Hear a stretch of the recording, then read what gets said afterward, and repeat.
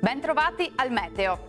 Tempo sostanzialmente stabile nella giornata di mercoledì 28 agosto, anche se il sole, a dire il vero, non sarà molto presente, ma vediamo la situazione nel dettaglio. Sul Veneto avremo maggiori spazi soleggiati al mattino, poi col passare delle ore il cielo tenderà a coprirsi, come vediamo un po' dappertutto, ma senza piogge particolarmente degne di nota.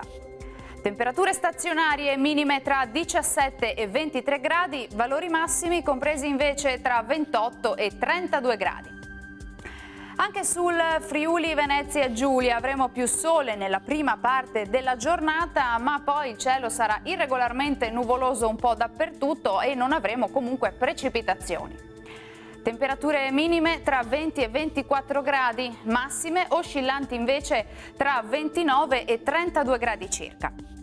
Situazione pressoché identica sul Trentino Alto Adige, dove sarà soleggiato ovunque al mattino, poi il cielo sarà via via più coperto, ma si manterrà comunque asciutto e stabile ovunque. Temperature minime tra 17 e 18 gradi, le massime oscilleranno invece tra i 29 e i 30 gradi. Bene, dal meteo di Antenna 3 per ora è tutto, vi do appuntamento al prossimo aggiornamento. Arrivederci!